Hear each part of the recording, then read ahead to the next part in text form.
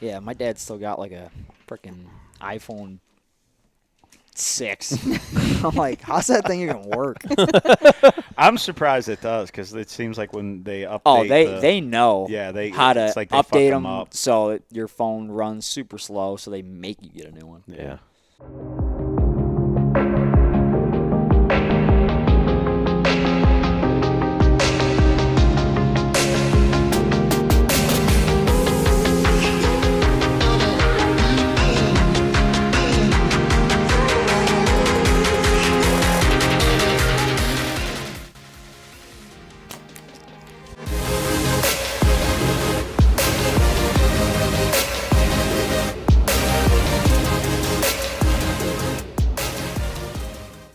Hello, everyone, and welcome to the Broken Knock Podcast. This is episode number 7. I am one of your hosts, Chris DePerna, and alongside of me, I have one of our co-hosts, Miss Megan DePerna. How are you? I'm great. How are you?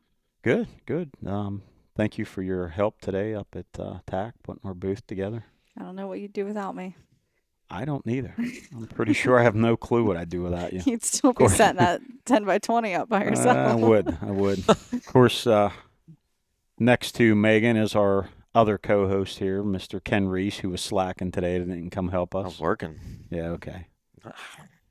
Hey. All right. Yeah, somebody's got to work. Yeah, that's right. So, but yeah, I'm excited. This is going to be an awesome weekend. It's whenever you guys listen to this, obviously TAC will have been over, but it's going to be a good time. I think. We got everything set up today.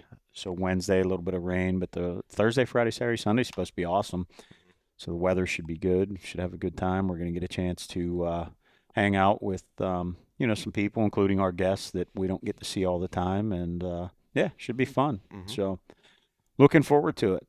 But moving forward, so today's guest that we have with us is I'm gonna say. And I know there's other people out there that are going to hear this and don't take it personal, but he is definitely the best sales rep that I have for Creek Archery. But we were very good friends, developed that friendship whenever he first started working for the company he is still and currently with, that we do business with. And solid dude, become a very good friend, pretty much like family now. And so we're definitely happy to have him on the show with us. So today we have Mr. Jordan Coffta, and Jordan is one of the higher ups, maybe right next to Anthony at the outdoor group. Man, my bank account doesn't show that. But I appreciate you thinking of me that way. Yeah, Anthony will maybe he'll throw you some extra coin. You put in a good word for him. Yeah, we'll see what we Right. can do. Well, Right. maybe just like at the ATA show, we can help you out with that. Yeah. But, Yep. so, Mr. Jordan Coffta, thank you for being with us. We Thanks for having appreciate me. it. I'm looking forward to it. This is awesome. It's a fun time. So we're happy to have you here. But We all got full bellies. yeah, Just had dinner. stopped and just had dinner. What is that? The Fire pit. The fire pit. Or I was going to call it the fireside, Yeah. fire pit, whatever. Close enough. That was Yep. close enough. It was good. But yeah, so you have the outdoor group now. You've been with them for how many years? 2018 is when I started. When you started in there? I thought you were about to say 20, and I was like, holy crap, you look great. Yeah, no gray hair yet. No dealers giving you any stress yet. Yeah, no, not at all. Never. So like we do with all of our other guests, we like to just kind of dig in first, and we want to talk about you and what your passions are and what got you to this point and how you ended up at TOG and that. But yeah, just let our listeners and viewers know just a little bit about you and just your passions and how you ended up here. Yeah, for sure. Like I said, I started with the outdoor group in 2018. It was kind of a perfect fit. Growing up, I lived on a farm. I farmed my entire life, and that's really what my intentions were out of school. I didn't really plan on going to college, and that was going to just be the plan. I was just going to start working on the family farm, and then contrary to what my plans were, when I graduated high school, my parents both pretty much said, hey, you got to learn to work for somebody else. You're not going to work for the farm your entire life. So Went and did some odds and ends jobs and started to work for a few different farms and quickly realized that it's just not what I wanted to do. Right. So ended up, taking a job in retail and worked part-time at a local bow shop where I kind of learned the ins and outs of, the archery side of things, how to work on a bow, and quickly realized that, my gift, I guess you could say, was the ability to talk to people and be personable and build relationships pretty quickly. I wasn't a very shy person, so, that helped. And found out that the Outdoor Group's factory was right down the road from the retail store that I was working in. And actually went there just for a tour. I really had no intentions of working there. Mm-hmm. Toured the place, thought it was amazing. And right as I left, I'd asked somebody, I was like, hey, is there any possibility you guys are hiring? And just so happens they were. And they had one position for an inside sales guy. And pretty much 2 days later, I had an interview. A week after that, I had started. Did probably a year and a half as an inside sales rep, just basically calling out to a list of accounts that they gave me, and Chris happened to be one of them, which was awesome. Really never got any face-to-face with any accounts. I guess I'll peter off here a little bit because I'll never forget pretty much the first account that I ever met face-to-face was you at the ATA show. And I really didn't know what to expect, and I'll never forget, I was so nervous, that ATA show, because I had never met dealers face-to-face. I really didn't know what to expect. And I'm like, all right, this is my first meeting. I can't screw this up. I gotta make sure I'm on my stuff. I'm talking to other reps, trying to get stuff dialed in, and you roll in with 6 other dudes. And I'm like, oh no, this is gonna go bad. Fortunately, it was super laid back, and we had a great time, and were able to build a great relationship. But no, I continued to work inside sales for a bit, and then eventually they asked me to be the inside sales manager. So I managed the team that we had inside.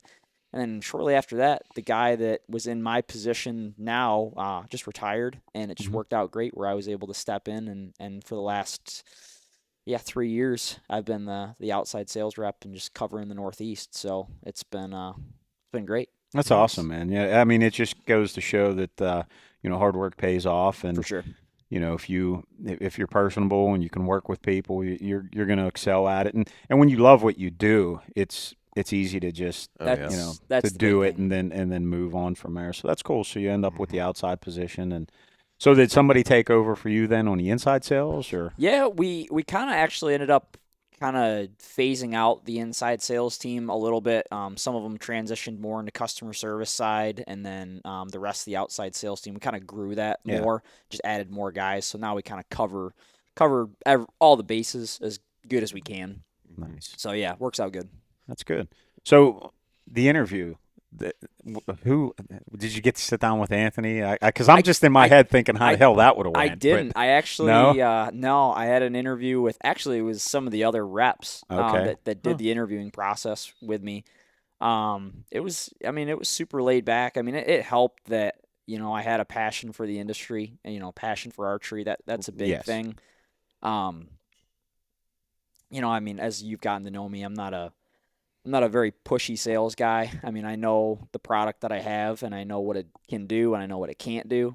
And I really just want to make sure that no matter what, at the end of the day, that the dealer base is taken care of, and I know that they're put in the best position possible. Obviously, I know I have a job to do as far as, taking care of what the company needs, but I mean, I truthfully believe at the end of the day, if you don't take care of the dealers, you're not going to have a customer base to sell to long term. Well, that's 100% true, and that is always the thing that I appreciated from you as as the sales rep for Creek Archery. To anytime something was going on, whether it be a sale or when if product lines release, and you always check in and say, hey, how's things going, or we're doing this. This might be something that would work for you. You should look at, and that's important because there are, and not just in the archery industry, but I'm sure in any industry, you have different types of salesmen, saleswomen, but some of them are, their job is to sell, everyone's job is to sell product, but Absolutely. if they're worried about just that one time and don't check in on you or don't care that, the product they sold you isn't moving, you're going to be reluctant to go back and buy more. So, Right. Yeah, for Absolutely. sure. And one thing that I've always said, and my bosses have expressed it well, is I don't want to be a sales rep. That's not my title. My Right. job title is a sales manager. Yeah. And that's to manage your business, not to just sell you stuff, and to Right. make sure that you're successful, we're successful. And at the end of the day, it's just to grow the archery industry, because it's it is growing, and we want it to grow it even more. yeah, Yeah. I mean, Yeah. your team. makes perfect You sense. guys Yeah. are team members, pretty much. Yeah. Yeah, You know, and it's you are. And the more you work together, like I said with Jordan, I mean, heck, there's a lot of times him and I talk, it's not even about bows or anything. Hey, how's the family doing? How's the That's- baby? I mean, with Jordan having that little one at home and that, it's all, Yeah. get to see the stuff on social media and Right. follow along. So it's cool. You build those friendships along Right. the way. That's what I appreciate. Like in the industry I work in, I also have inside and outside sales reps. And the ones that I actually know them and like can have conversations that aren't like sales based are the ones that I like look forward to coming and seeing me. The ones that like I hear from once every 6 months and they just want to know when I want to order more stuff. I'm like, get out of here. Yeah, and that's the thing, is like when my name pops up on an email or a phone call or a text, I want them to be not over the moon, but know that Want it's to Yeah, answer. you don't it's want them like, excited. Yeah. shit, it's Jordan. Yeah, I'm not right. answering No, that. Yeah, I'm not exactly. answering That's that. Right. I want them to know that what I'm contacting them about is of importance, that they Mhm. should check it, or know that hey, this is a guy that I like, and I enjoy talking to, so I'm gonna make sure to respond. Yeah, and definitely on the flip side of that, I can say that as being a shop owner, or if I have an issue or something, I know that even if it's off hours, and I won't call you outside of your business hours, unless it's just just to see how the Yeah. hell you're doing. But if I got a customer that has a question, I know that probably 9 times out of 10, almost 10 out of 10, even if I shoot you a text like, "Hey, do you know about this, or can you check on this?" I get an immediate response. Yeah. And that's always appreciated as well. For sure. So. Did the outdoor group, did they start as the outdoor group, or was it one of the brands that kind of started So the outdoor group? all of the brands that the outdoor group umbrella covers outside of Ultra Arrows was its own brand at one point in time, and we we purchased the brand from the previous owners, so Elite, Scott, CB, Slick Trick. We inherited the brands, and then joined them all under one company. At one time, we had 3 different factories that spread out across the entire country, and it was only a year or two probably prior to me coming on board that they consolidated into one factory in the Rochester town. So it's made everything significantly easier. To get product built, get problems solved fast, and just make sure everybody's on the same board, or on board, because if you got guys spread across the country, Makes it communication tough. breaks down. Oh, and yeah. Oh yeah. it can make things hard. Yeah, Yeah. it can. So, outdoor group, then, for those of you out there listening or watching that don't know, what are all your brands that fall under that umbrella? So it'll be Elite Archery, custom bow equipment, so our sights, stabilizers, quivers, rests, Slick Trick broadheads, Scott releases, Ultra Arrows, Winner's Choice bowstrings. Those are the major ones. And your newest is Ultra. Is the Ultra Arrows, yeah. So how'd that come about that somebody decided they want to get in the arrow game? I truthfully could not even begin to tell you where that idea came from. My best guess is, obviously we had such a strong portfolio of product lines. We always look to find, where's the next step to grow the company. Right. That's one. Well, you guys kind of covered everything else. Yeah, for sure. It's definitely a growing industry, but as the industry grows, the company needs to grow and look for different avenues to continue to grow. I remember at the point in time where I had heard whispers of an arrow brand coming. I didn't know if we were going to buy an arrow line or if we were going to start our own, and whatever it was. And to tell you the truth, I was kind of skeptical of it, to tell you the truth, because I was just so unsure, because I know how it's not saturated, but it's tough. But it is, It's in a a sense. tough market. Right. And I was really really apprehensive about how strong we could really make an impact on the brand. And to tell you the truth, just had to put a lot of trust in the manufacturing team, the engineers that designed the technology that goes into the arrows, and then the marketing team to make sure that we had the partnerships to jumpstart the brand. Which, I mean, the partnership of Levi Morgan right off the jump, definitely gave the brand some serious credibility, Dude, Yeah. 100%. which helps a lot. 100%. But just the eyeballs. I mean, I think that's so important with any new brand. It's just to get eyeballs on it. Right. So if you doesn't matter how good the product is, if people can't see it and it's not visible, you're not going to sell it. Yeah. So immediately we had eyeballs on the product, and I mean it's far exceeded all of our expectations as far as success goes. Yeah. Yeah, I mean, certain times those type of things do work, like you said, with bringing Levi on board. I mean, I know when you had reached out to me and said you guys were going to do an arrow, same thought like you did. Like, is this something that's, I mean, knowing the other brands you have and the quality they are, I didn't write them off. But I'm like, okay, so now we got to try to compete with all these other Right. top brands. 100%. Is this something we can sell in the shop? And so we got them in, and we had a few people looking, but once it was announced that Levi was shooting them, dude, my phone was like, "Hey, do you guys have Ultra arrows?" So that stuff does help. But it wasn't just about the marketing. Somebody understood that you had to get something behind it. But what I will say is, the guys that saw that and were like, "Okay, I want to try them," they love them. Yeah. Well, yeah. The So arrows are awesome. They truly are. Yeah. speaking from a behind the counter aspect, when we first got them in, there was a lot of skepticism. Yeah. There still is. Yeah. And I remember when Winter League was going, there were maybe two guys that were like, "Oh, I just bought those. I'm shooting them and I really like them." So they were getting hammered with all the questions of all the people that were skeptical of it. And I'd say in the last couple weeks, that's been where the majority of our sales has been with Ultra. Yeah. I've been used to seeing all the other brands as because I remember the prices and stuff in my head, and now I'm like, I remember going to him and having to get prices on this, and now I just know it because I'm selling them all the time. For sure. So it's really picking up steam from what I've seen lately. Yeah, I think are going to do very well. Yeah. And then looking at his arrows that he just put together, the components are nice. Yeah, that's honestly the big, I wouldn't even say concern, but the big question that dealers had, at least on the dealer side, that I got was, what are the components like? Because you can have a great arrow, and I'll tell you the truth. I mean, when we came out with the brand, I've never sold arrows before. When I bought arrows, I just bought the arrows that I shot with an forever. insert, Yeah. right? I didn't think anything really of it.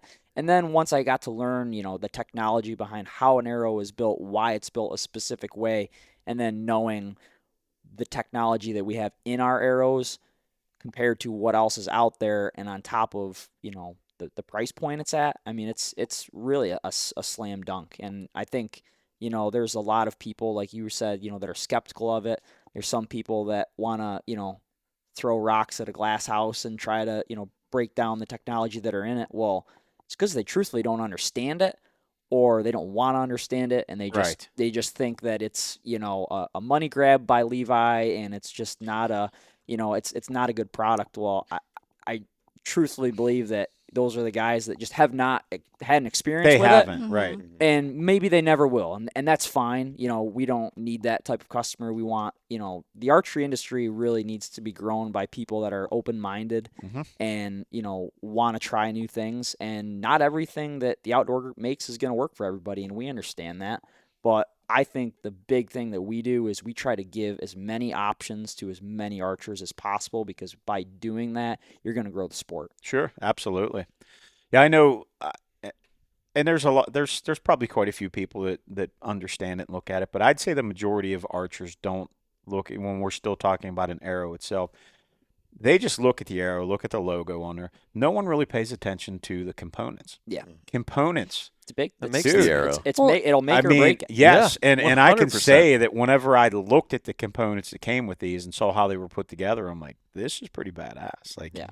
There's some good arrows out there. Don't get me wrong. A lot of 100%. companies make very good arrows. Very good arrows But on the market.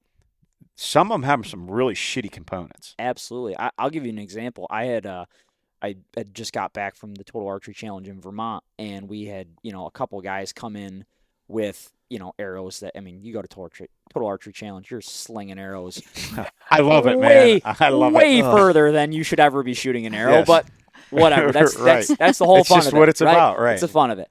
And, we had guys come in with ultra arrows with, some of their components bent.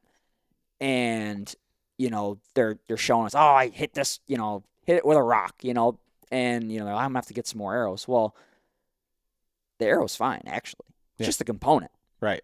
Now, I don't care what arrow you shoot into a rock. Something's Yeah. gonna break. Well, if I'm gonna shoot my arrow and it's gonna hit a rock, tree, whatever, if I know that the arrow shaft is fine and the component's broke, I'll break a component 10 times out of 10 as long as I know the arrow's Yeah. fine. Absolutely. And I would tell you, most arrows out there, your whole arrow's They're going probably to splinter. busted. They're going to Yeah. splinter right So, around the insert. So I mean, Yeah. like I said, I think the durability of what we have going on is definitely a testament to the quality of the Yeah. product. Now, see, as an archery shop owner, the only thing that sucks for me is you guys make an arrow too good, and I'm not selling as many. Right. But no, I mean, it's on the flip side of that, it is good to see. I think it keeps the other, not just with the arrows, but even the other product. I just think it keeps other companies, trying to raise the bar. Everybody's got to keep, doing sure. better. And when you come out with something better, they've got to go back to the drawing board. And, Yeah. and everyone benefits from that in the end, whether Yep. you're a consumer or a shop owner or manufacturer, whatever. I think it's just an awesome thing. So, 100%. I think it's the way to go. But so as far as the other brands, I mean, Scott was, like you said, that was one you guys bought and brought Mhm. in. I mean, they've been around for Forever. so long. Yeah. I Really used good a products. We do a lot. mongoose. Yeah. I think the mongoose was the one that I've hunted with Mhm. just for the longest time. Yeah. Yeah. Never had an issue with Yeah, it. I can't tell you how many events I've gone to or dealer shows that guys will bring in a Scott Little Goose that is before I was born old. I mean, Yeah. it's crazy how Oh. long that they have these releases. So, I mean, it's pretty wild. Some of these guys, we get some guys that'll come in here like, they're looking to buy a new bow. And I always ask them, did you bring your release with you or whatever so they can shoot? Yeah, I have it. I think maybe I need a new one. And they'll pull theirs out. And I swear to God, the head unit on it's like the size of like a red street brick, like the old school ones. Yeah. It's just giant. Oh, yeah.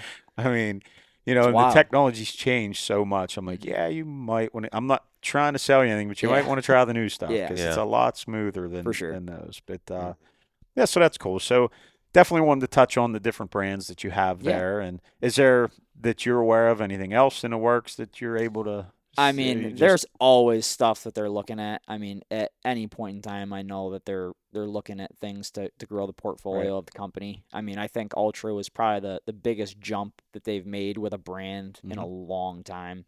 And from a sales rep perspective, I mean, I couldn't be happier to be repping it because it's just one of those brands that I truthfully feel like, in 10 to 20 years when it is a monster, I can look back and say, I was one of the grassroots people that Right. helped Yeah. get it Heck off yeah. the ground. Mm-hmm. So, you have the hat on there. I got to ask, and maybe maybe you don't, but where'd the name that come from? Like this, Yeah. the logo, the So name, like how'd that I've- come about? I've asked that, and it truthfully just came down to, I believe one of the engineers just had it, and they go just like anything, bows, they Right. always go through a whole list of names, and it's funny because I asked that exact question in the Vermont TAC, and the engineer was like, yeah, we had some bad names on that list, and I'm so glad that we came with With what you did. Ultra. I think so the main hunting shaft that we have is the Ultra Centrum, and I think Centrum was one of the names that they had thought about for the brand, but they ended up going with Ultra and then used Centrum as the model. But I mean, it's funny you kind of bring up like some guys just like look at an arrow on the shelf and don't look past the components. Well, I almost don't mind that customer in some aspect. As much as I want guys to be open-minded and look into what they're buying, to anybody out there, if you look at our arrows on the shelf, like they're good looking. very cosmetically pleasing. Yes. Like they really look like a high-end premier arrow. They're Mhm. not, Yeah, they do stand out amongst like I'm so new to all this. So when I was going through picking out stuff. Like I literally saw like the Jim Shockey zebra print arrows, and Or like no, those are the Ted Nugents. or the Ted Nugent, yeah. And Close. those, and I was close, whatever. They were zebra print, and like I really just went for what like looked cool at the Yeah. time. But now that I'm starting to like realize, okay, I do actually really like this stuff. Like I know I'm gonna be like him and like nerd out on Dude. things. Yeah. So Well, we at least had you on the right track with getting the elite. So. Yeah, yes, for sure. And they're clean too. Like they don't got colors all over them. That's what that's what I liked about them from the jump. I mean, in the boxes to the arrow shaft, I mean, it's They clean. look classy. Yeah, it's clean. It's simple. Yeah. It matches. You know, there's some guys. Oh, I can't shoot these arrows because they got this color fletching. Or there's guys like that. And Oh, hey, there are. They'll strip for the sure. labels off 100%. them. But yeah. I mean, it goes with anything. I got one of the guys that works here for me that every arrow shaft that he gets, he takes acetone in the back room and wipes them down. He wants no labels on them. Yeah. He don't care what it is. He just because he has to put his certain color spin on that shaft. Oh, and, yeah. and 9 times out of 10, it doesn't match what he wants. Yeah. So he's like, I'm like, because I even went back. He was Dean. He was doing that. I'm like, what the hell are you doing? He's like, well, it doesn't match. I'm like, okay. He's like, no, I'm serious. It doesn't match. But I I like can the see arrow that though shaft. because the arrows that I did go with don't match my bow at all now, and I'm like, dang it.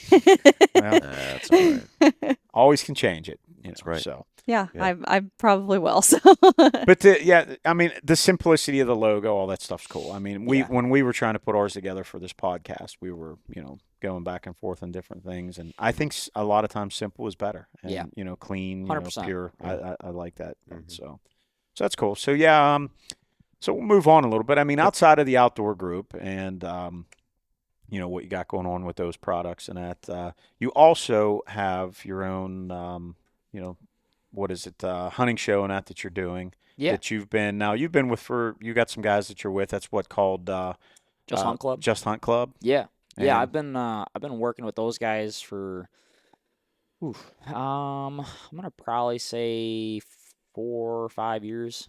Yeah. So I had started years and years ago dabbling with a camera and trying to learn the ins and outs of it.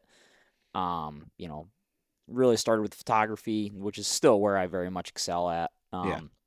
Then started to get into filming and whatnot, and worked with a few different guys, and really a friend of mine had pretty much told me about what I would call the owner of Just Hunt Club, John Lewis, and kind of introduced me to him.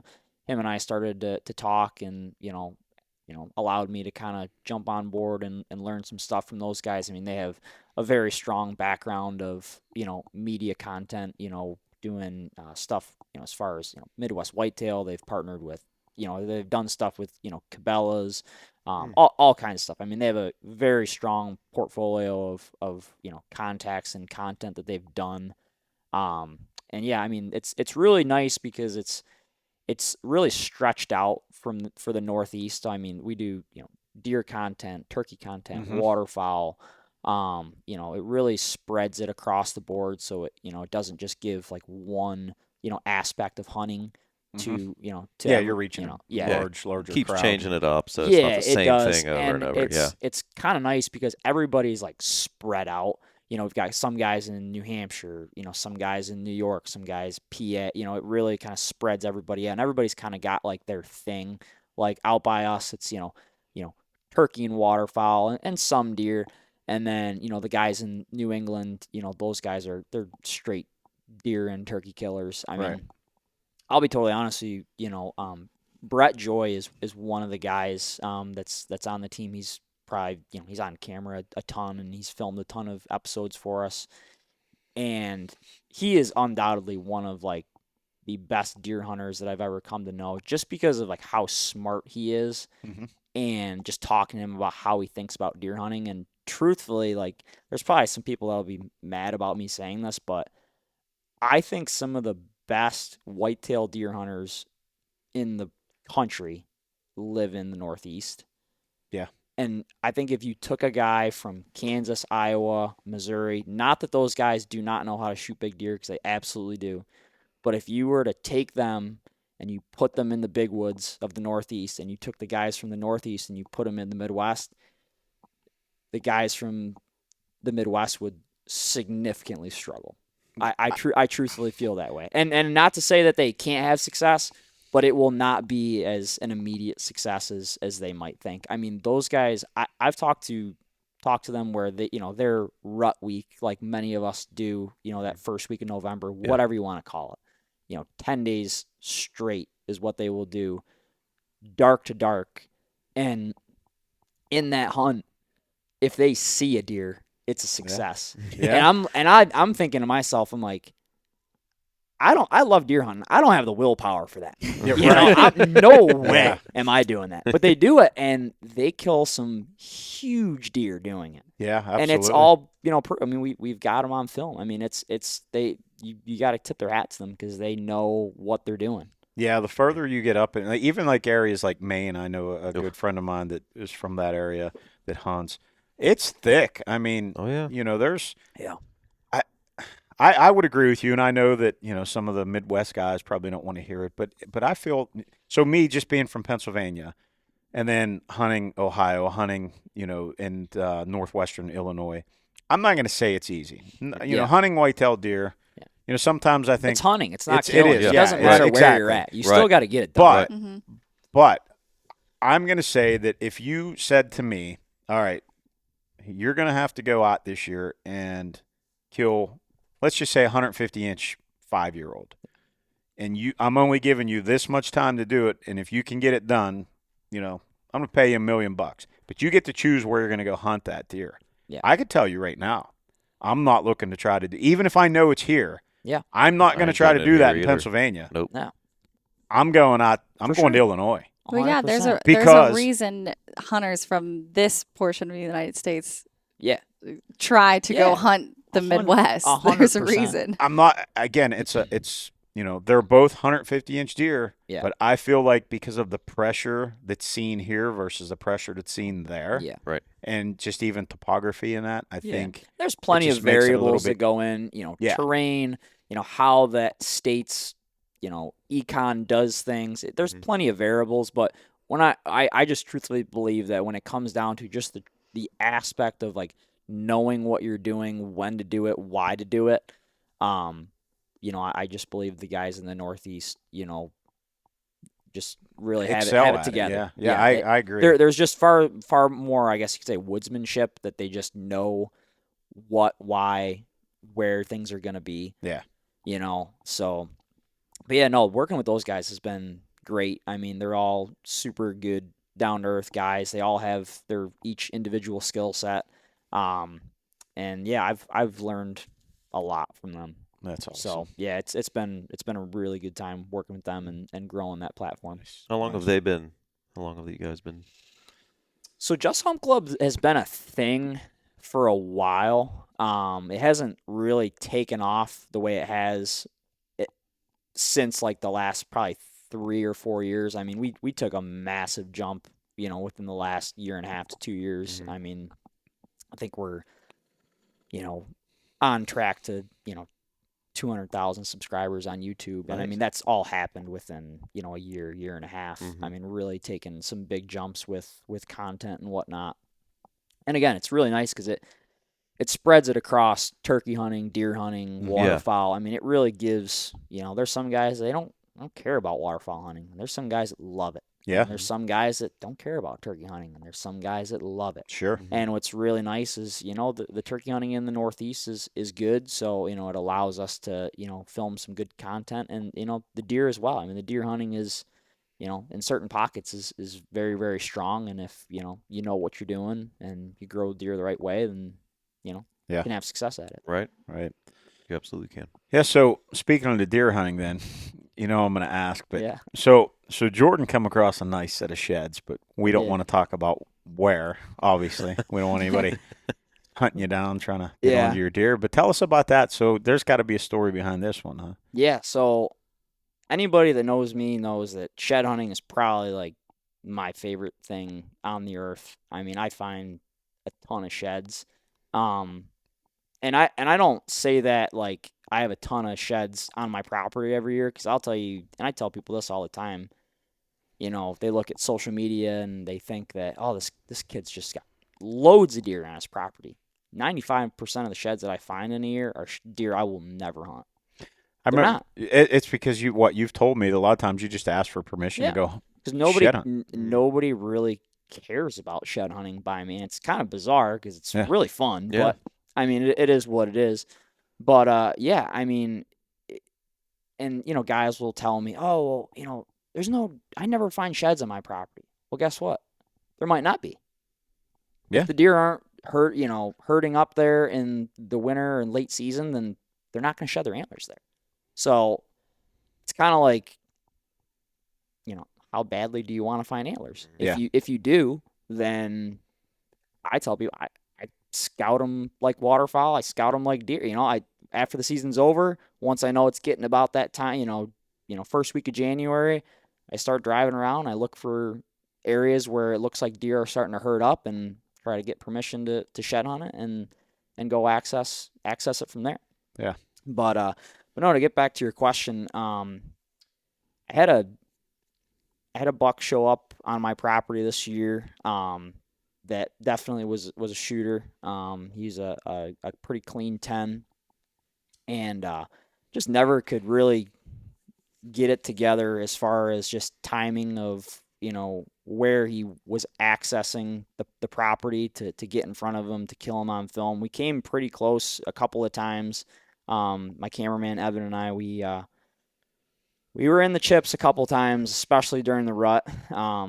But unfortunately, as many people know, there's no rhyme or reason on what deer do during the rut. It's as painful. They could be anywhere. Mm-hmm. It's as painful as it gets, and it's crazy because my best chance to kill him was in a food plot, and he was not eating in a food plot, and it was because he was pushing a doe consistently in there.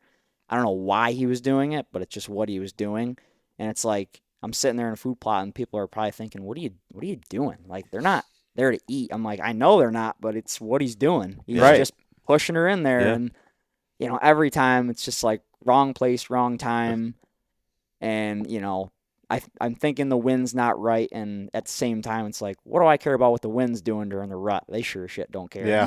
They know they got one thing on their mind. Yeah. That's if you're gonna make a mistake, that's the time to do it is in a rut. Yeah. But it's funny because it was like the late October, and I knew this deer was on his feet, and I'm like, it's kind of bizarre that I've got a big enough property that I for the most part, if it's like a 3.5-year-old deer or older, for the most part, I know what deer it is, or I've got pictures of it, or I've got some history, and I was like, man, it's just so bizarre that this deer's like, I've never seen this deer before. Right. I'm like scrolling through pictures on my phone, like looking at old pictures. I'm like, oh, there he is. And the reason I didn't put together because the year prior, is when he was 3.5, and he was a pretty clean 10, and I was like, it's getting late season, it's like muzzleloader season. Like maybe like if I see him, I'll probably shoot him. He's big enough deer, and I haven't had a great season, so Right. I'll probably shoot him. And then right when the late season starts, I get a video of him, and he broke his G3. So he was like really like just wouldn't have really done it for me. And I Right. knew he had a lot of growing to do. So I'm like, all right, I'll leave him be. And ended up finding both sides, even the broken G3 side. So I'm like, all right, this is kind of cool. And that's why I'd never put it together on what deer it was, because he kept himself clean the entire season. Mm-hmm.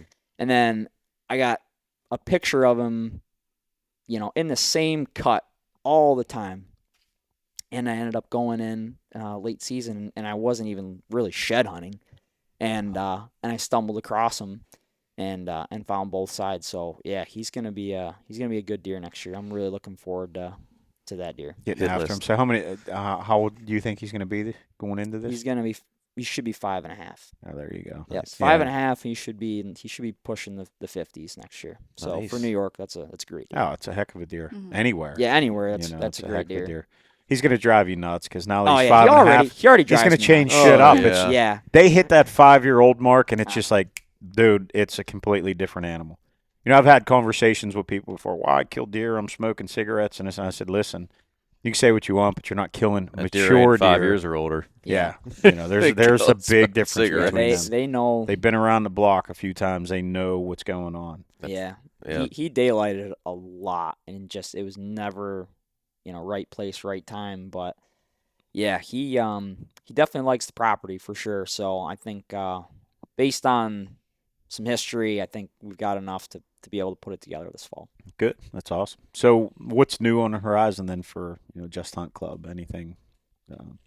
Really, not Just not a whole lot. continue to do what Continue you're to doing. grow. Yeah. I think that's the big thing is we just want to continue to show the how good the hunting is in the Northeast, and just grow the platform and show people. Like, that's my big thing is this job, anything that I partake in with the industry, I want it to grow. Mm-hmm. Like, I'll never forget when I first started. I went to the NWTF show, and I heard Michael Waddell speak, and that was the first time that I ever heard him speak. And funny enough, he was actually at an event that I got to kind of talk to him face to face for a period of time.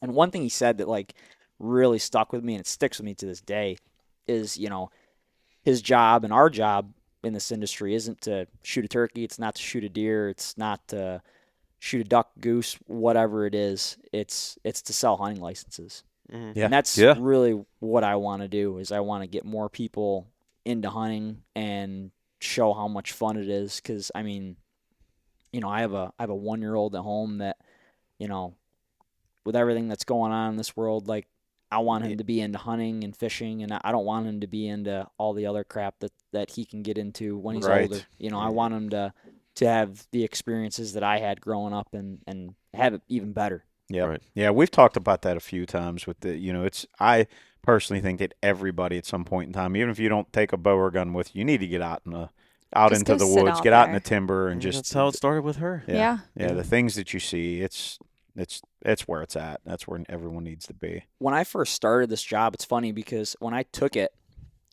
I was told by one of my coworkers, he's like, "Man, you got a really good territory to run." I'm like, "Yeah, that's good. I'm glad to hear that." He's like, "But you know why it's so good?" I'm like, "Why is that?" It's because it's so archery rich. And I didn't really think about that a whole lot until I started to travel. And it is amazing to me how many archers are up here Oh, that yeah. will never step foot in the woods. Yeah. But they love to shoot a target and do ASA Yes. and IBO and shoot foam and shoot a recurve and all this stuff. I mean, it really is an archery-rich territory. 100%. And that's what people don't realize is that archery is so much more than bow hunting. Oh, Yeah. So much absolutely. more. And it's it is such a hobby. I've got bow shops that I call on that their clients don't hunt, but Yeah, right. they shoot target archery and they do all clubs and whatnot and Joed, and I mean that's my big thing is I love to see youth programs. Right. I've got some archery shops that have killer youth programs. I mean they've got 20, 30, 40 kids in it. Yeah. Shooting a bow that, I mean, they might hunt, they might not, but guess what? They got a hobby that's Yeah, gonna last them a lifetime. What I always liked about it is it's an individual sport. So Yeah. not that there's anything wrong with any basketball, soccer, you Yeah. pick it, but those are team sports. You have to rely on someone else for you to be good. Yeah. I mean, you can teach yourself to be good and practice, but you're not going on a field and running a whole field by yourself and winning games. Right. But if you pick a bow up, it's all on you. 100%. 100% on you to make it happen, and that's what I like about it. And we see a lot of youth and women and guys come in here that they don't want to hunt; they just want to shoot a bow. Yeah. Yeah. Which is awesome. Yeah, The event that we had this weekend down at down here. yeah, Yeah. downstairs. Downstairs and at the range.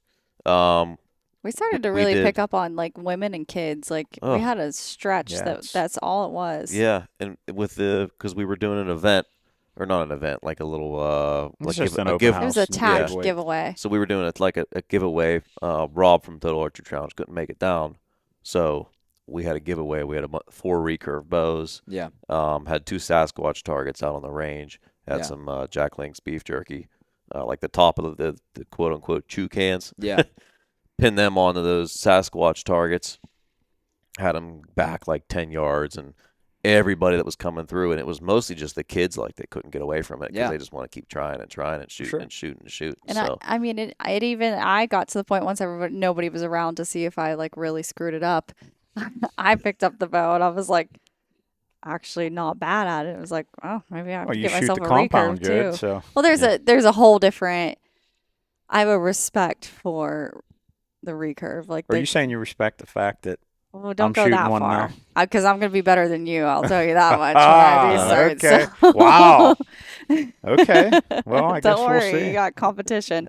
But I have a respect for it because it is kind of instinctual versus compound. When I'm shooting my bow now, and I love it, but it's very like checklist in my mind of hitting all the things that I need to hit to get that good shot. With the recurve, it felt just kind of like instinct. Like there was no checklist. It was just kind of like. Oh, there's no checklist, and you're going to screw it up a lot. Let me tell you that. I know that. I know that firsthand because I do. But it's fun, you know. It is. Yeah, it's fun to get people into it and have them realize that you don't have to just if you don't want to go kill an animal, you don't. Yeah. Don't Right. have to shoot a bow. Right. You Yep. know, it's fun. I mean, we're seeing the schools around here in our area getting Yeah, me into too. it more. So it's awesome to see that kind of It's stuff. good for your you know. health too. I Yeah. mean, it practices muscles that you would never use Oh. in Oh, any yeah. other She situation. knows that. I mean, I've seen plenty of guys that have had experience shooting a bow, and guys that have never, and the guy that hasn't might be twice the size of him, but Yep. can't draw the bow back because it's just all muscle. That's what was you know- surprising to me because I mean I've lifted for years, so when they started like taking me back and having me draw the bow back, I was almost disappointed by how little weight I could pull back. Yeah. Like I was like, what the starting out. hell? Like why is this so hard? I was so frustrated. Yeah. And now like I have such a respect for it, and I'll see people come into the shop and like I've seen where they say like a weight that they're going to draw back and they're newer, and I'm like, good luck with that. Like, yeah, and that's the one thing that, working in an archery shop that people need to realize is like you can if you're like just starting out, like I know it's hard, but like don't just like buy into like somebody telling you like this is the poundage you have Yeah. to shoot, because for one, nowadays like the efficiency of these bows Huh. nowadays yeah. is like something that people can't even fathom. Yeah. It really is. Mhm. So, I mean, you might hear somebody say, "Oh, I shoot a 40 to 50 pound bow," and they're probably like, "Oh, I don't know if I should deer hunt with that. I mean, shoot an elk with that." Yeah. I mean, Mhm. I think and that's the biggest without a thing. problem. Yeah, I mean, I know it's important to know what poundage you're pulling back, but I also think it would be good to get away from that. Yeah. Because coming from a weightlifting background, you want to lift more and more and more. So when you kind of feel kind of weak and like not good enough if you're not pulling Yeah, back and- enough. Yeah. And I feel like it almost is it's its own little competitive thing Right. on how much you're drawing back on a bow versus like does it feel comfortable and can you shoot it well at Yeah. whatever weight you're at. Yeah, you gotta when you go in the shop for the first time, you just gotta leave your ego at that door. Absolutely. Figuring And out that it's hard, draw weight and there's some everything. guys that don't. Yeah. And you No, you- there's I know not. that firsthand. It doesn't. No, there's and not. you really can teach yourself some serious bad habits Oh. if Mhm. you're drawing a bow back that's overweight. I mean, it's like it can cause you serious injury, Mhm. and again, it just teaches you bad habits, and you're not going to be able to shoot as well. I can tell you- and you're not going to like it. Almost every 80-pound bow that I've sold, Oh yeah, they've come back to me and said, "Hey, can you get me a set of 70-pound limbs for that?" Yeah. You know, yeah, it's, and they don't realize just like how efficient these bows are. That just Yeah. what you're accomplishing with an 80-pound bow is you can accomplish with a 65-pound bow. Yeah, It's you 50, can. Yeah, I had an older gentleman. He still he was just in for the open house, and he, his shoulder was getting bad, and he needed to go down in poundage, and we got him down to, I want to say it was 38 pounds was where because the shoulder was bothering him, and he wanted to go down as low as he could, and that with that 38-pound bow, man, he killed some. I think he 4 or 5 doe, and then Yeah. he shot a buck that year, no problems. It's shot placement, Oh, 100%. I mean, You're not breaking through 2 shoulders. You get guys that No. want a heavy arrow and we wanna, shouldn't be breaking shouldn't be through shooting two them in the sh- shoulders anyhow. right. But Well, that's another thing that guys are talking about is like FOC and Oh. how heavy your arrow Oh boy, is, here we go. and it blows my mind that people just. How about we talk about where to shoot the animal properly? Yeah. Or let's talk about proper form on how to draw a bow back, how to grip it. Mhm. Nobody's talking about these things. It's just like your equipment is only going to do so much for you. I mean, go back however many years ago, and people are shooting stuff with a stick and a string. You know Yeah. what I mean? I mean, it it really comes down to how much time you're going to put into practicing and making sure that, when the opportunity presents itself, that you've given that animal the best chance to make a quick, clean kill. Right. Absolutely. But yeah, it just kind of drives me insane when I have to like listen to people like talk about like, oh, I can't shoot this arrow because it's not. I can't build it the way I want to do. I'm like, I know. all right, well, dude, I get it to a certain point that there's certain things you're trying to accomplish. You want to get a certain speed. You want to get that's totally fine. I get that.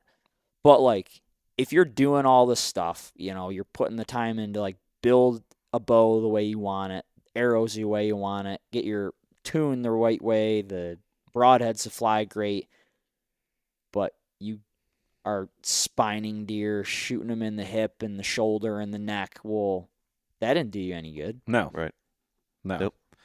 Not one. Yeah, that whole front of center thing, I'm I not could gonna not lie, work in a bow shop it these drives days. drives Or me I crazy would- because yeah. and I just thought of this whenever you said about just back in the day, using stick and string. I can promise you there was probably never any Indian tribes that said, "Hey, what's the front of center of that Yeah. that Nope. hemlock Before stick we you go got after these over buffaloes there?" Yeah, over here. definitely not. And they were killing all kind of shit. Oh yeah, 100%. You know. So yeah, I mean it's just one of those things that the industry needs to people need to realize, like, It's just an ego just thing. just practice. Yeah. Just learn good shot placement, timing when, especially if you're hunting aspect, don't shoot a deer when it's walking.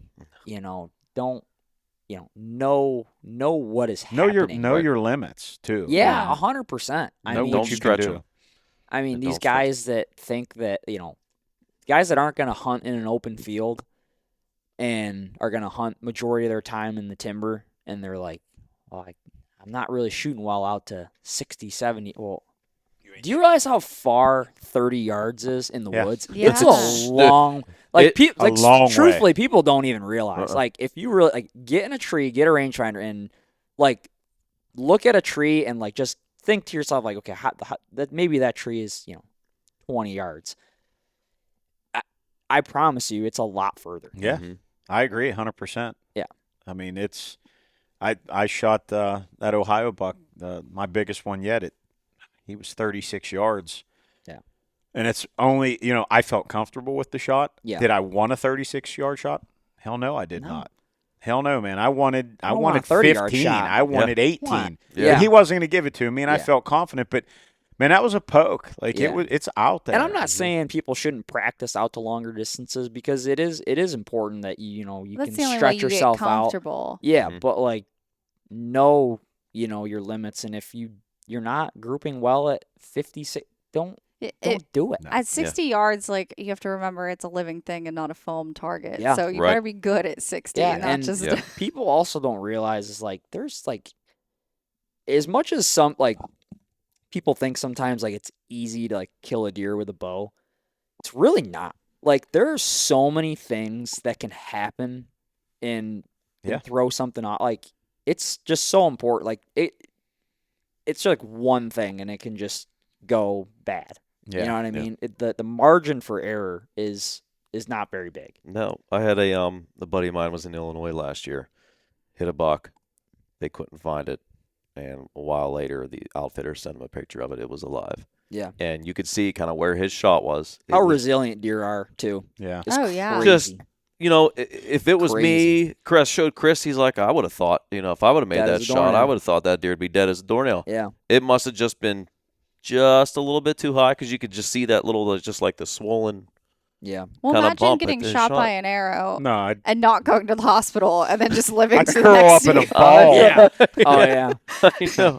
Yeah. I'm dropping right there. I'm not even Mhm. getting back up. But that's Yeah, I just, know. they're so resilient. Yeah. It's unreal. And when, we see it when we're out there in Illinois sometimes with guys that are in camp with us. Yeah. Then you get Yeah. them shots that you're like, oh my god, I don't know how this thing's ever gonna die, and it like Yeah. you just got Yeah. lucky and you hit some Yeah. artery and it's dead in 30 yards. Yeah. Mhm. It's so bizarre. A buddy of mine shot a deer a few years back, and one of my other buddies was filming him, and he shot it, and he like sent me the footage, and I'm like, he hit it like way back. I'm like, oh my god, there's no way that thing's gonna die. And he's like, believe it or not, it ran like 20 yards into the field and just toppled right over. I'm like, what? Yeah, You're kidding me. It is insane how that That deer was happens. like, Yeah. not today. I'm over this. Yeah, I guess. But yeah, I mean, they really are so resilient. But yeah, I think it's just, not enough people are talking about, proper form and No. your situation. Make sure you're reading the situation right to make sure you're putting a good shot in the end. Yeah, absolutely. So how'd turkey season go for you this year? Well, really well. I I was going to say, every time I open Instagram, there was another picture of you with a turkey. It's so funny because it's like I didn't truthfully hunt a lot of days, but the days that I hunted, I had a successful season, and it's like last year, my wife, and I had the baby, right at the end of April, so it was like right before turkey season. So I'm like, my turkey season's shot. Yeah. Somehow, some way, I ended up with one bird at the late May, part. So that was good, but I knew like this season, like, all right, gloves are coming off, like it's gonna happen. And truthfully, like it didn't start out good because I actually started the season in Texas, which I was like so excited about because like Texas was always a state that I wanted to hunt because it was just different and just and I just got so unlucky. I got 3 days of pretty much 50 to 60 mile an hour winds of like literally when I Jeez. woke up at like 4 a.m. and you can hunt all day, like 4 a.m. to pitch wind. And I don't care how good of a turkey caller you are. I don't care how many turkeys are around. You got wind and they can't hear it. You ain't gonna make it happen. So I mean, true. Like we got close a couple times and just it never came together. But after that trip, I was like, all right, we got to make some stuff happen. So fortunately, got some good luck in the Northeast. Ended up shooting 2 in New Hampshire, 1 in Vermont, and then 1 in Maine. So Nice. yeah, it was good. Did you get some good footage on those? Or Yep. That's nice. Got some good stuff. now is that when will that? Do you have any kind of time frame when that Usually, stuff will air? usually what we do is we kind of like save because a lot of like the Just Hunt Club crew will like some of the guys they start in like March, like they start way south and then they work their way up. So what we normally do is we normally will release like the early season footage, through leading up into turkey season, and then like once like mid-May rolls around, like most like the May footage, we kind of just stockpile it to start releasing to get guys ready for next year because I mean, truthfully, where we're at, May 1st rolls around, any other state hears that, they're like, I'm not turkey hunting in May. Like, what are you talking about? Right. They're done. Right. So they're not really, the grand scale of things, like guys interested in turkey content is a lot lower. That's so true. we don't want to waste content being shared if people aren't going to look at it. Sure. So, there's a balance for sure. If there's a really good episode, we'll release it. But yeah, most of the stuff will be next year. But yeah, no, I mean, it was fun. I got to hunt with some buddies that I haven't seen in a long time, some new people, new places. It was fun for sure. Yeah, I know that. Talking about that May turkey hunting, it sucks, and that's Yeah, I what mean, here in like, Pennsylvania. That's what we get. Yeah. I mean, Yeah, same back home. they don't want to.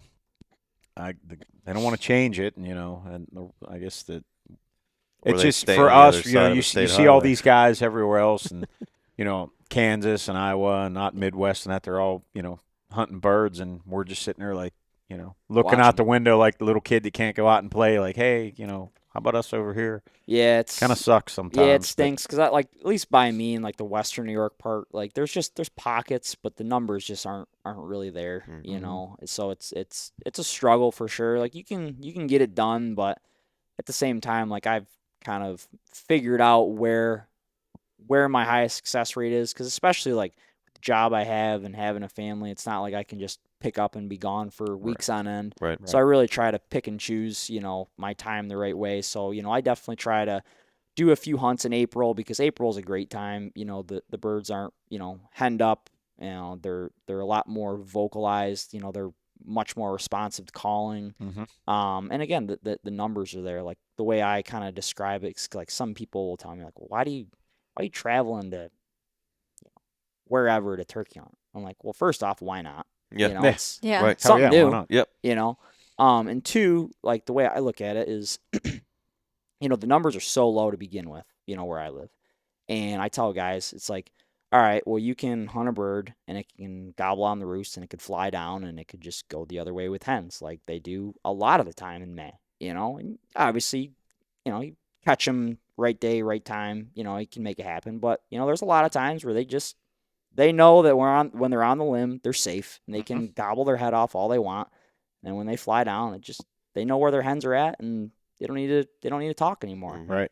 And that can happen to you. And then after that, your hunt's, if you don't have another bird around, your hunt's kind of over. Right. You can spend the rest of the morning trying to strike one up, but if the numbers aren't there, it's going to be tough. Right. And for me, if I'm going to do that, I'd much rather be in an area where, okay, that bird did fly down and went with hens. Well, guess what? I can drive down the road and strike you're going one to get up. on the more. So, that's an important thing to me, is making sure that, I'm spending my time in a high probability to at least be in the game, because you're not going to shoot what's not there. Sure. Right. No, they got to be there. You're 100% right. Yeah. And some areas have a heck of a Literally. lot more.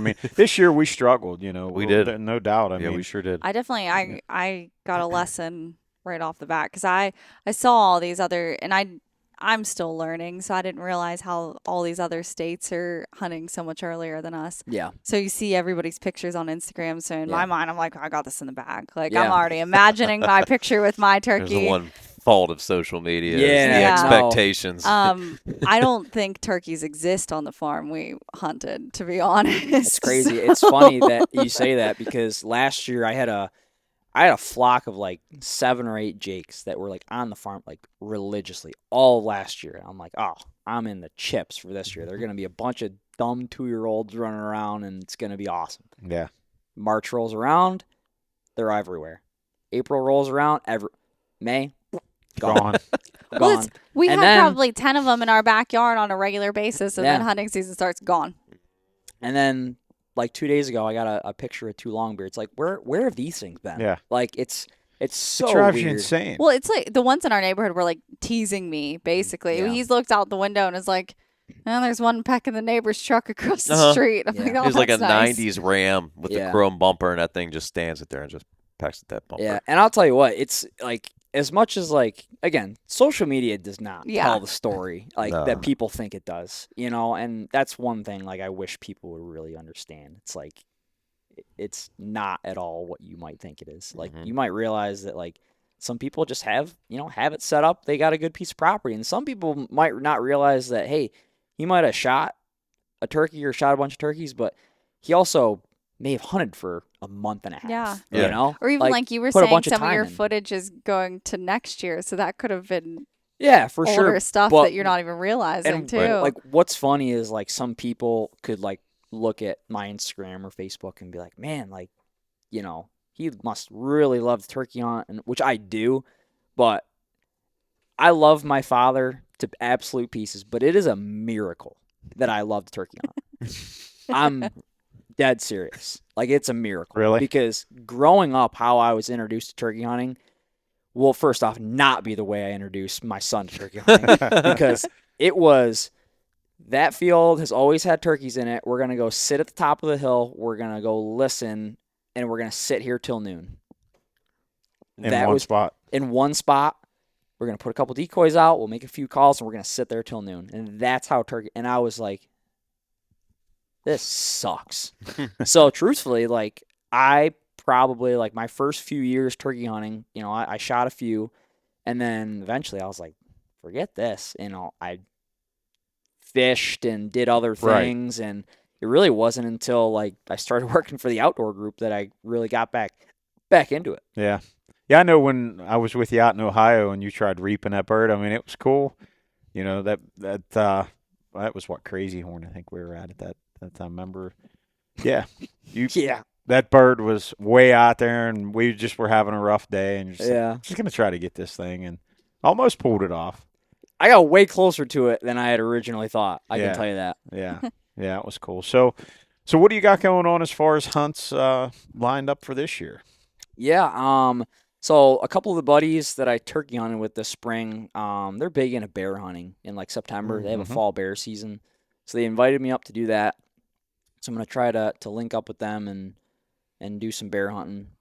And then I have a plan to hunt Wyoming mule deer. Nice. So that'll be a fun Nice. time. That'll be the first mule deer hunt that I've done. I've done some western hunts before, but that'll be the first mule deer. And then I actually drew and this was like totally on luck. A friend of mine, Jared, works for a consulting company.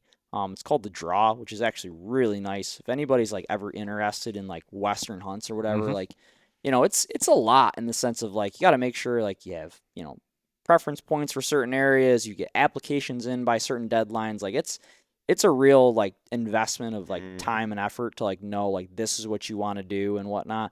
And he pretty much like builds like what we call a hunt plan like together of like, these are the species of animals you want to hunt, these are the states or places you want to apply. And you basically just make sure that I'm in on my applications, in on my points at every year, because like there's some states like if you don't buy a point, like you could buy like 4 or 5 years of points, and then if the next year rolls around and you don't buy it, you lose them all. Yeah. So like you could have a ton of work put in and just lose it all. Yeah.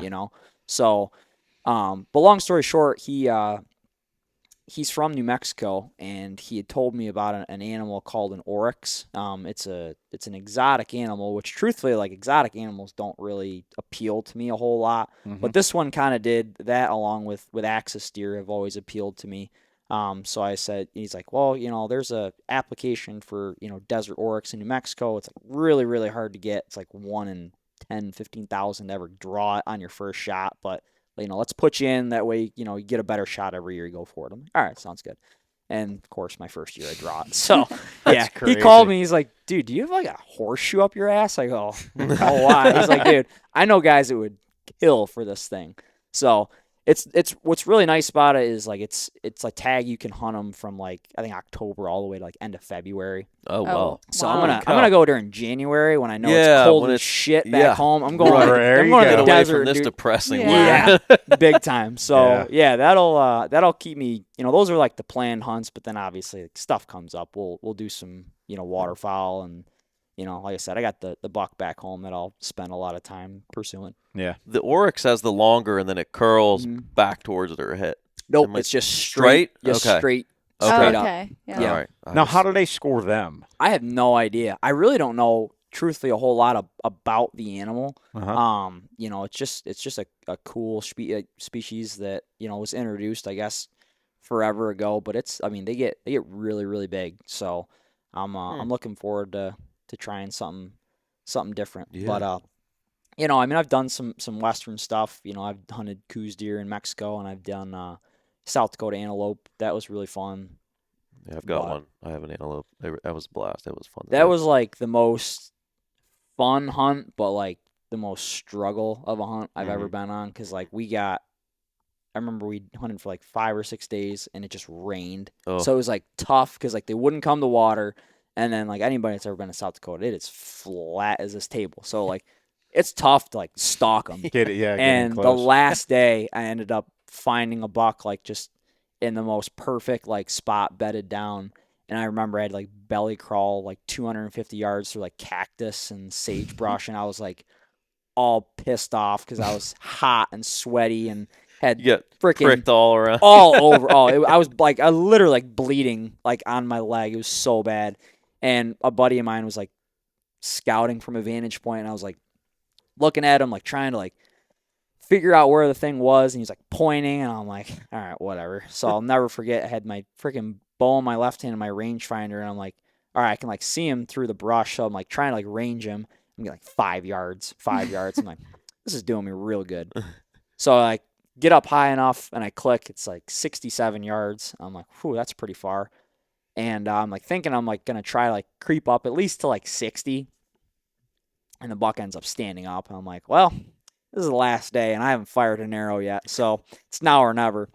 So I draw the bow back, and I just used my 60-yard pin and held a little high and sent a little prayer. And yeah, and truly, when I shot, I didn't even know I hit him because like he just didn't really act like he hit, Right. and he ran like 30 yards and just toppled it Over. over. I don't So- think antelope don't react, Yeah. especially like with hunting in and the we have it on Northeast, where footage too, and he didn't really react at all. Mine it was just standing there the same way. Yeah. I What just did you ran it right think through of the them. meat? It's good.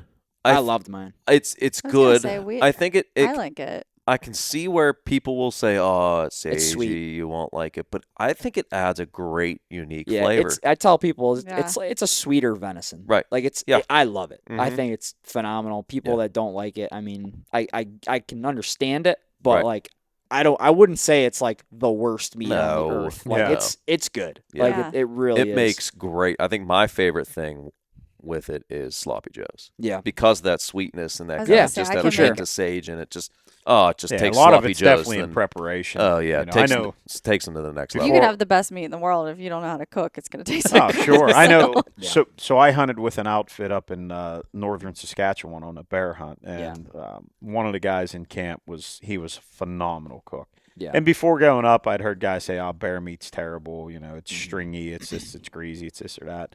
And I was outside shooting my bow, and he'd called us in for lunch, and we went in, and I'm sitting there eating, and I thought I was having like filet mignon with French fries, and it was bear meat. Like Yeah. it was freaking good, man. This guy Oh, could yeah. cook. You know, so it's definitely preparation. So if you get it done right, it's going to taste good. Yeah. They for do have a sure. unique smell wise. When I walked up to mine, boy, they have like a Yeah. little bit of an My odor to it. adrenaline was pumping so hard You for didn't mine. even- I you don't didn't even- even I care. couldn't even, I couldn't Yeah. even remember. I- I was so jacked up. I know one of the antelope hunts I watched. I don't even remember where it was, but they were using horses and they were walking next to behind them. And Yeah. yeah. Mhm. Oh yeah, To there's get guys closer. that decoy them, and I'll never forget. It was like the third or fourth day, and I was just getting like really discouraged on that hunt, and I had texted Larry. I'm like what is going on? He's like, it was like really really hot, and he's like, man, don't be surprised. Like they could be hundreds of yards out, and just like they're Yeah. gonna want to go get a drink. Yeah. And one ended up doing it, and he was a really nice buck, but he never presented a shot to me. He stayed super like quartering to me the whole time, so I never ended up shooting. But yeah, it's pretty wild. You know, those hunts, like they're super super fun. They Yeah. cover a lot of area. Like Larry was telling me, you never Oh, know. They could just They are show up. they're so fast. Oh, Like it's crazy. Mine was in a large group when I shot him, Yeah. and I shot him. We walked over to him, and by that time, you're looking around and you're spinning around like, where did they all go? Yeah. Like, there's nowhere for them to go. it's wild. They're just flat and Yeah. they're gone. And if you see, it's funny. You watch videos like sometimes guys like they can't get a group in, or they got a buck that's not coming into their area, and they have nowhere else to go. They're kind of stuck down. Maybe they're hiding in a little ravine. They'll put a little white bag like on Oh yeah. like a white shopping bag, or if one of them has like a white, I don't know, underwear is going a little too far, but White Something. underwear hanging it out there. Yeah, huh? put some whitey tighties on the end of your barrel. But they'll do that, and you watch it on some shows, and guys will do that. And, Yeah. and antelope will come right in because they think it's the butt of another antelope. You know, mine went off quite a distance, and I'm getting discouraged. And the guy's laying right to me. He's like, "He'll be back." I'm like, "Really?" He's like, "He'll be back because these doe over here. He'll be back." He was Yeah. going. He went off to push one away and came back. But Yeah. they cover some ground, man. Yeah. Fun to hunt, huh? Yeah. That's something I got to get after one of these days. So You can do it. Sit in the ground blind or Yeah. chase them. 1,000 degrees. Oh remember. yeah. Sit That and ground blind's gonna bake. be hot. Hot. yeah, see, I always tell them like these two Sauna. are going to Colorado on their elk hunt, and then there's me. I'm like, nah, I'm going to New Mexico. I'm sitting in the tree stand. I'm not climbing up there after them damn things. Yeah. They're coming to me. I'm not going to them. We'll still Yeah. make it happen. So, We'll so try. you got in what today? From New York. Yep. Come in for the Total Archery Challenge here in Pennsylvania. Yeah. How's I'm sure you've been talking with those guys, and so the outdoor groups had a booth. What pretty much through every event so Yeah. far. Or Yep. how's that been going for So for far, you so guys? good. I mean, it's the first time we've kind of joined in on Total Archery Challenge. Didn't really know what to expect. I mean, so far, I mean, it's been great. You know, getting a lot more eyeballs on the Mhm. brand. Like like I was telling you before. I mean, it's the brand exposure is the big thing that we want. So yeah, I mean, so far it's been great. You get to talk to customers. Really get feedback on what they like, what they don't like, and educate them on the stuff that they don't know. Yeah. I mean, that's been a big thing. You know, we've had tons of questions about Ultra and, you know, certain things on the bows that they may not have known. So it just gives us the opportunity to really, you know, talk to the end customer and get to know, you know, what they're viewing the product as. Yeah. So have you been getting a lot of positive? I guess the outdoor group as a whole getting a lot of positive feedback from the events, or Yeah. Yeah, so far it's been nothing but great. I mean, guys have you know, definitely been coming in, checking the stuff out. I mean, it's nice for me too because I get to kind of, you know, ask people where they're from, what bow shops do they use, you know, kind of get a gauge of, you know, who goes where, you know, and whatnot. So, yeah, it's been that's good. good. Yeah. So what's Rob, when we were up helping them, helping Rob on Saturday set up, he kind of was telling us. He goes, you know, these people don't come. There are these people come and they realize this is the best marketing, almost one of the best marketing events that you can go to because you're in front of thousands of eyes Yeah. at these events, and it's all archery. Yeah, I mean the PA event's pulling almost 5,000 And shooters and this it's year. customers. It's not just like in the industry, just Yeah. as far as Oh yeah, it's professionals. the end your, user. yeah, it Yeah. is Yeah. who is actually buying the product Yeah. is right there in front of you. You can't reach out to so many end users in such a short amount of time than Yeah. you can going to a TAC event as For a sure. vendor. Yeah. 100%. Yeah, it's definitely a good venue for that for sure. Yeah. So what's your favorite elite bow? Mm. It's definitely the one. Like it's so like cliche to say, but it really is the one that I'm shooting. That's the carbon era. I Yeah. mean, I never really thought that I would like a carbon bow. Yeah. You know, I'd never really shot one before, but you know, my thought process going into it was like, I don't think it's probably too light, and I'm not going to be able to hold the bow steady. Um, and it's the polar opposite. You know, I Yeah. can hold the bow incredibly steady. It's still light enough to where like if I have to pack it somewhere, you know, it's nice. And you know the cam system is phenomenal. I mean, I think the company definitely hit the nail on the head with that bow. I mean, it's definitely got the platform. I mean, really any of our bows, I think are like I said, I think the big thing that the outdoor group tries to do is just give the end user as much of a chance to, you know, fit the bow or fit the product the way that they want it to. You know, I think, you know, you find, you know, what sets us apart, you know, as far as like the shootability side is like, well, people ask, what does shootability mean? Well, I think it means that, you know, okay, you have product A that, you know, might be great for some people, but it can only do one or two things, right? Where our bow, you can do a lot of different things. You can, you know, micro adjust the let off. You can quarter-inch draw adjust your draw length. That's super nice. For sure, you can, you know, adjust your tune right at the pocket where you're not having to take the bow apart, shim it around, or switch top hats around, or stuff like that. I love that. You know, your obviously your draw weight poundage is, you know, is adjustable. Your cables can be adjusted. Another big thing is like guys will say like, oh, I don't like a solid back wall, or I want a softer but wall, or vice versa. Well, it's super easy to adjust. You know, Yeah. you can shoot a limb stop or you can shoot a cable stop, and that's one thing like guys have no idea. And you know, it's so easy to make these adjustments to make the bow feel the way you want it to. So that's where the shootability comes in. That, you know, okay, you could take the bow off the shelf, shoot it, and you might not like it. Well, you could do that with any bow, but the problem is you can say, all right, well, I want this bow to feel this specific way. I truthfully believe that our bow is one of the only ones on the market where you can make the adjustment to make it shoot the way you want it to, Right. or as close as you want it to. Right. Yeah, some bows come where it's just cable stop is it. Yeah. That's what you got. Some of them are, you know, it's a limb stop. Yeah. But yeah, you're right. You do have the adjustability. And a lot of times, like we get it, well, they come in from the factory. The limb stops aren't on them. Mhm. We hang them up that way. We let, you know, our customers shoot them that way. And then I tell them, hey, if you're looking for a more solid back wall, we can change that right now. You know, if Yeah. you know, if that draw length is kind of in between, we can take care of that. And then you throw the set technology into it. And it's just I love that. Jeez, I know.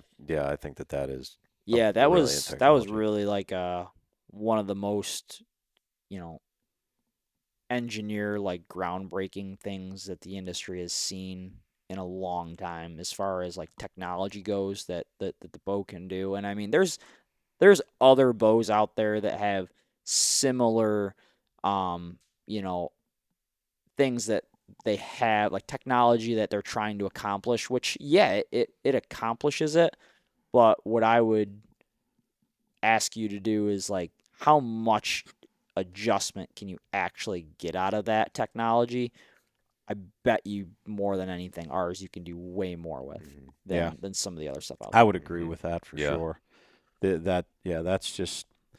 I mean, when I don't remember was it the Encore that came in It was first the or Cure, the Cure? Okay, which that's is honestly is probably one of my favorite aluminum bows Yeah. we ever came out with. I love that bow. Yeah, I it did was a a good lot of bow. killing with that thing. I remember when we got that first one here in the shop and we put it to the test, and it was just amazing to see that you can take a whisker biscuit and take his bow out of the box and get a bare shaft and a flex shaft and a fixed broadhead all to hit the same damn Oh, spot. I know. I remember when we were at the ATA show and I had officially launched it. Yeah. I mean, anybody that's ever been in the ATA, they've got tons of like shooting lanes Yeah. where different bow manufacturers you can go up and shoot the bows, and our booth was undoubtedly the most popular and busy because guys wanted to experience that set technology and see if it was legit or not. And I mean the engineers were standing right there, and they're able to make adjustments where guys within 1 to 2 shots are bullet hole. Yeah. I saw that. I think you guys actually.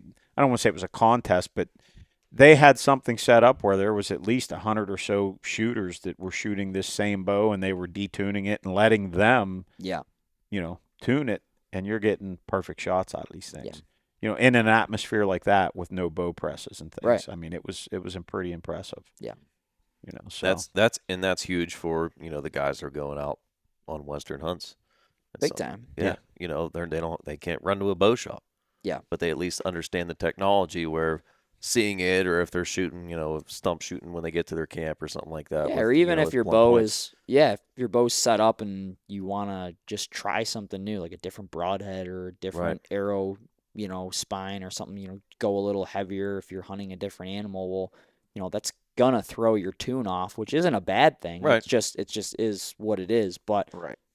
your ability to make the correction to get it to tune is going to be a lot easier, a lot quicker. Better than moving your rest off. And everything like that. 100%. No, you can't beat it. No. So what's your agenda for the next 4 days, buddy? Up there at TAC? Or you just hanging out at the booth and just meeting all the customers that want to stop by, and then probably do some shooting at some point. Yeah. But whatever course I'm shooting, it's going to be the one with the closest targets on it. Not shooting that prime course. Yeah. Yeah, some of them they put some effort into them. And, oh yeah. So one of our shop guys here, Walt Riddell, he's working for them, and he was manning the lift when I was. Dude, he smirks and laughs, and he's been following the whole tour, so he's sending us pictures of all these barrels of busted arrows, and he just loves it because, I mean, that's what it's the craziest thing that you get, 4,000 or 5,000 people together that are there knowing they're going to break.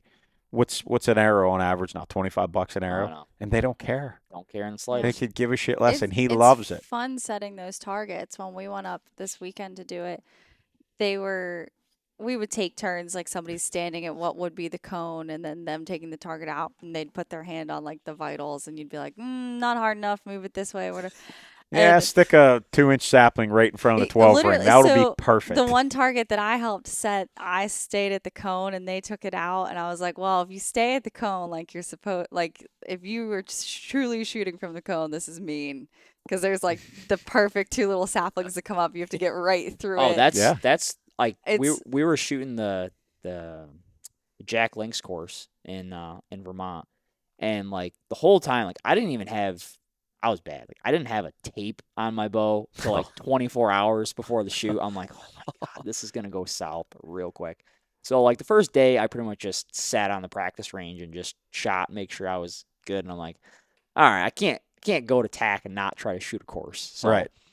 we picked the easiest one, which was actually pretty nice because all the shots were still within like the 30 to 50 yard mark, Right. which is like as realistic for me in a hunting situation as I'm going to get. Right. But then obviously there's some, longer ones, which is nice just for fun. Yeah, Yeah. right. And I'll never forget, it was like more than halfway through, there's like one target. It's like a ram at like 72 yards, but the way you're supposed to shoot it is like right between like these wickets of a tree. I'm like, That's one of the targets. great. Basically, one of the targets I said is that shot, and it was And there were even ones that we were looking at it and we're like, well, if they stand from the target, or from the cone, that's a hard shot. And we're like, but if they take a couple steps up, that's too easy. Move it further behind the tree. Yeah, it was. That's funny yeah. how There was that comes about. There was a bedded buck that we set up, and I spotted it, and Clint was down. He set it up, and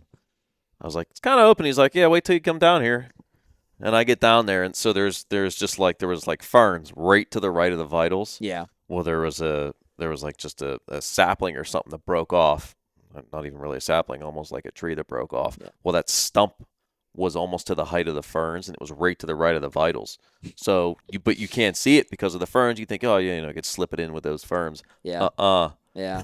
I was like, you're an evil human being. Oh, I love the pictures I see every year of the limbs that have like 900 arrows stuck in them. So I took one of those pictures. We were setting a target, and he turned around and he said, "Hey, look!" And there's this tree. It's probably about this thick around, and there's just arrows, boom, boom, boom, boom, boom, like all Yeah, up and from down. last year or the years before, and Just thousands and thousands of Oh, yeah. dollars in Oh, arrows. my just God, yeah. smashed to pieces. Yep. the And they love it. Oh, Yeah, yeah. guys, They're just that's coming what they're back. there for. I love it. Hell, Oh, I want to yeah. sell them arrows. Oh, That's yeah, what I'm you're there just hearing for. cha-ching every time. Yeah. you hear a freaking Absolutely. broken So that's why arrow. you send us out to set the targets, so we have to force the Exactly. business back to you. It's, yeah, that's the game. that's a good way to put it. Yep. Yep. So, well, cool, man. I'm gonna let Ken ask you. We always ask our Yeah. guests. What's your dream question. hunt, buddy? Oh my goodness. Dream hunt. I would probably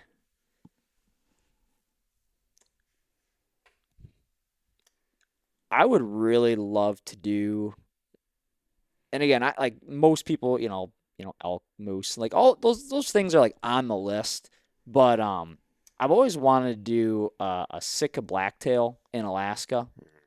Yeah. That's always been something that I've wanted to try. Mm-hmm. Just seems like a cool animal to hunt in a cool place. But yeah, Yeah, that's cool. Super, like an unpredictable weather area. yeah, for and- sure, Yeah, for sure. Always been that's something cool. I wanted to do. with an elite. Yeah, Yep. yeah, for sure. Yeah. Duh. Pretty sure it's not gonna be anything Yeah. else. Yeah. Not at this moment in time. No, that's awesome. That's cool. cool. Cool. Yeah, the Well, hey- calls that they have for those blacktails are kind of neat. Yeah, It's just like a scream almost. I Yeah, don't know what you even it's- call it. it's crazy, but yeah, you can like call them right off a freaking cliff pretty much, and it's wild. But yeah, I mean, there's plenty of animals that I have aspirations to hunt, and I will do it. But there's plenty of that aren't on the list. There's certain things I want to do, certain things I don't. But at a younger age, I want to try to experience as much as I can, Right. so I Yeah. don't have to look back when I'm older and just say, "Oh man, I wish I did this," or Right. "I wish I did that." Absolutely. And it's nice because the industry that I'm in, you make connections quick, and Yeah. you can make things happen pretty fast. Yeah. Yeah. There's a lot of good people in the industry that's willing to It's help all you about out who and you get know. Yeah. Mhm. Really Yep. is. They'll get you into places for sure. 100%. And then you'll have that little one with you soon. So Yeah, no doubt. He'll be out there hunting He'll with be- you. Chasing he'll be on turkey my and back. deer with him. Yeah. Oh yeah.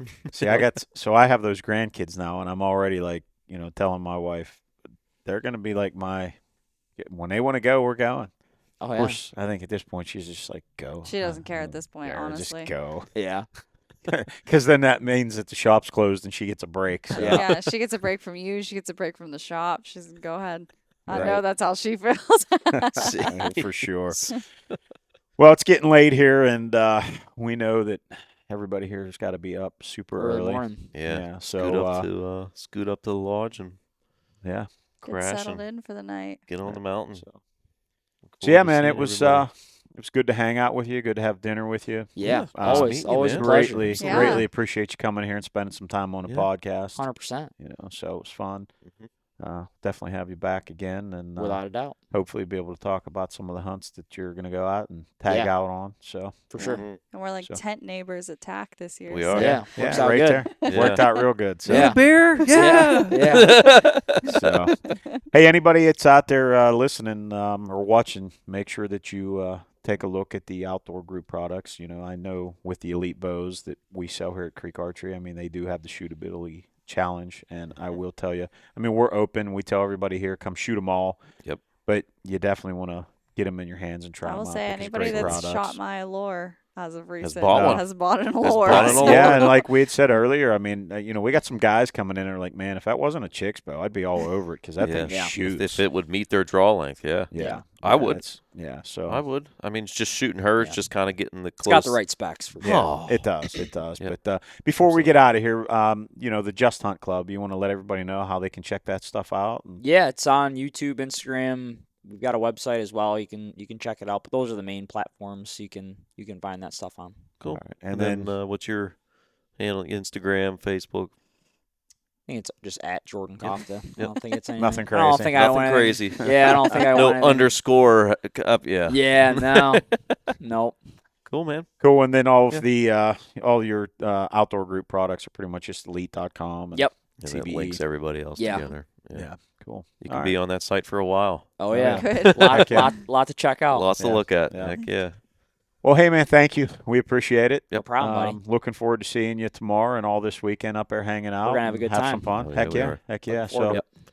all right, we're going to head out. But everyone out there, thank you for watching or listening. We appreciate that, however it is that you're reaching out to us. Mm-hmm. And if anybody follows along, shoot us some messages, anything you'd like to see here, anything that we're doing wrong you'd like us to improve on. We're all about wanting to know. So, Yep. outside of that, Megan, Ken, Jordan, thank you guys. Thank you. Thank you. Have a safe trip back up to the mountain tonight, We and will. we will see you guys in the morning. Yep. All right, Yeah. everyone. See Take ya. care. Thanks, We'll guys. see you. Bye. Thanks.